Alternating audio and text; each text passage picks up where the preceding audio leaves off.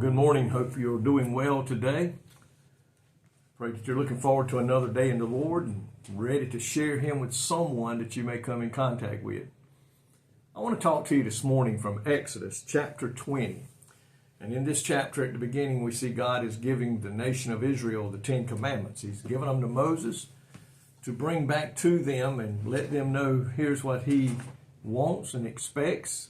And today, folks, these 10 Commandments are still something that we have to follow. I know a lot of people say things in the Old Testament don't belong to the New Testament church, but I disagree with that. The 10 Commandments are for everyone. And so today I want to look at the first three that talk about the God that we serve. If you look at verse 2 in chapter 20, verse 2, he says, I am the Lord your God, who brought you out of the land of Egypt, out of the house of bondage. You shall have no other gods before me.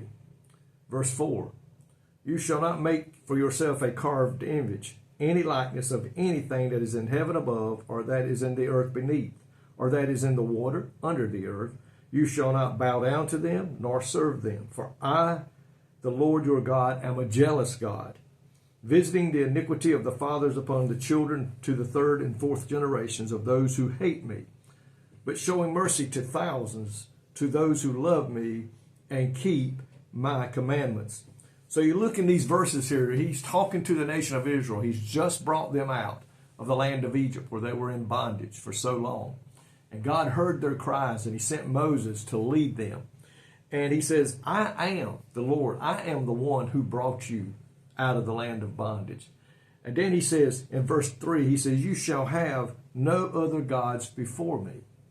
Now, a lot of people think He's just talking about wooden images, those made out of stone, wood, paper, whatever the case may be. But folks, anything that we let get between us and God, because He says God must be number one in our life. God is the only God. But we can let anything in this old world get between us and God if we're not careful.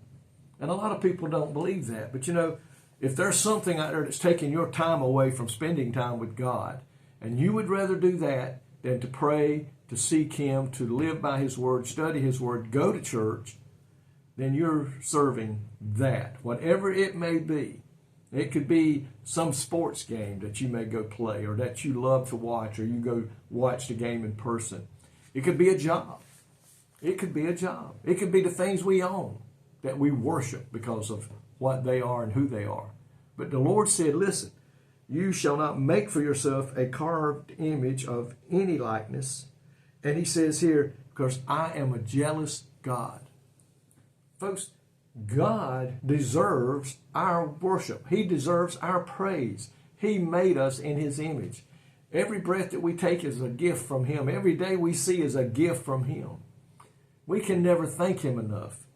And it says here that you shall serve me.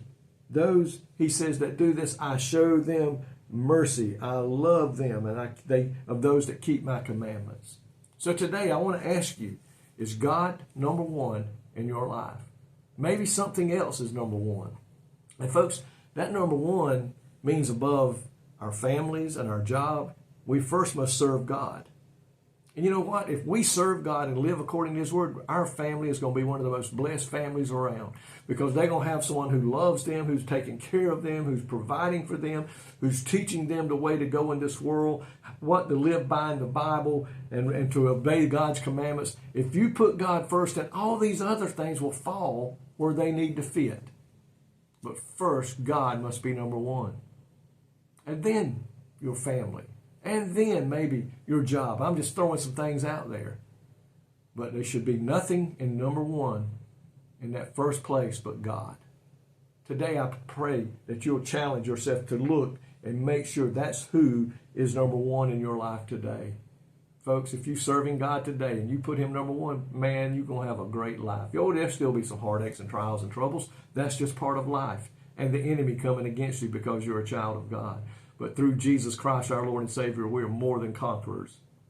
We're more than conquerors because of who lives within us. Lord, thank You today for being a God that loves us. And Lord, You just ask for a few things that are not that tedious and not that demanding. God, I pray today that You'll help us put You first in our life today. and then share you with others as we come into contact with them, and especially our families. In Jesus' name I pray. Amen. May God richly bless you today, is my prayer.